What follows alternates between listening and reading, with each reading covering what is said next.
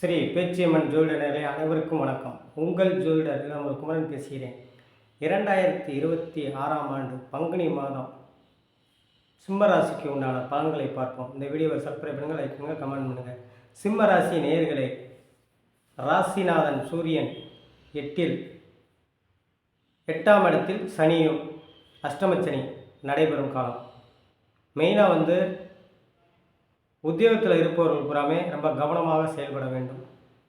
அரசு துறையிலும் சரி, தனியார் துறையிலும் சரி, அன்றாட பணிகளை அன்றாடம் செய்து முடிக்கும்போது பல மாற்றங்களை ஏற்படுத்தும்.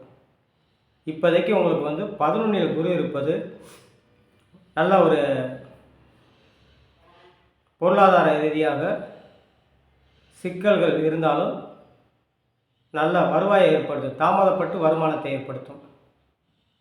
உத்தியோகத்தில் இருப்பவர்களுக்காக ஆண் பெண் இருவருமே அரசு காரியமாக இருந்தாலும் சரி, அரசு துறையாக இருந்தாலும் சரி, தனியார் டிபார்ட்மெண்ட்டாக இருந்தாலும் சரி தான், ஐடி பில்டாக இருந்தாலும் சரி தான், சாஃப்ட்வேர் லைன் இந்த லைனில் கூட இருப்பவர்களுமே கொஞ்சம் சற்று கவனமுடன் செயல்பட வேண்டிய மாதம் உங்களுக்கு. ஏன்னா ராசிநாதனை 8லே அமர்ந்திருப்பது, ஒரு சனி பகவானுடைய சேர்ந்திருப்பது, இரண்டும் பகை கிரகங்களானதுனால சற்று கவனமாக இருக்கணும். அதேமாரி தாய் தந்தை இருப்பவர்களுக்கு தாய் தந்தை உடல்நிலையில் சற்று கவனமுடன் இருக்க வேண்டும். அதே மாதிரி இந்த துறையில் இருக்கும் இளைஞர்கள் சிம்மராசி நேயர்கள் புறாமே இளைஞர்கள் வண்டி வாகன போக்குவரத்தில் சற்று கவனமாக இருக்க வேணும். ஆடம்பர பொருளை கவனமாக வைத்துக்கொள்ளுங்கள். யாருக்கும் ஜாமீன் கையெழுத்து போடாதீங்க. ஜாமீன் கையெழுத்து போட்டால் மாட்டிக்கொள்ளக்கூடிய சூழ்நிலை ஏற்படுத்திடும். அதாவது அந்த காலத்தில் ஒரு பழமொழி சொல்லுவாங்க, தன் கடன் பட்டு வீண் கடன் கட்டக்கூடிய சூழ்நிலையை ஏற்படுத்திடும். அதனால் கவனமாக இருக்கணும். பொருளாதார நிலையில் சற்று கவனமுடன் செயல்பட வேண்டும். சிம்மராசி நேயர்கள் புறாமே இல்லத்தரசிகள் ஒருவருக்கு ஒருவர் விட்டு கொடுத்து செல்வது நல்லது. கணவன் மனைவியை இடையே விட்டு கொடுத்து செல்வது நல்லது. திருமண வயதில் இருக்கும் ஆண் பெண் இருவருக்குமே சற்று பொறுமையுடன் இருக்க வேண்டும். இந்த ஆண்டு ஜூன் மாதம் மே 27ஆம் தேதி குரு பயிற்சி ஆகிறாரு. அப்படின்னா ஜூன் மாதம் உங்களுக்கு நல்ல வரன்கள் தேடி வரும், திருமண பாக்கியத்தை ஏற்படுத்தும்.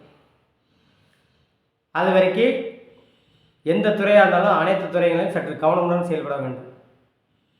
இந்த சிம்மராசி நேயர்கள் புறாமே வயதானவர் 50 வயது கடந்தவர்கள் உடல் ஆரோக்கியத்தில் சற்று கவனம் தேவை. படிக்கும் மாணவர்கள் சற்று கவனமுடன் படித்தால் நல்ல மதிப்பெண் எடுக்கக்கூடிய மாற்றங்களை ஏற்படுத்தும். உயர்கல்வி படிக்கும் மாணவர்களும் சற்று கவனமுடன் படித்தால் நல்ல மதிப்பெண் எடுக்கக்கூடிய மாற்றங்களை ஏற்படுத்தும்.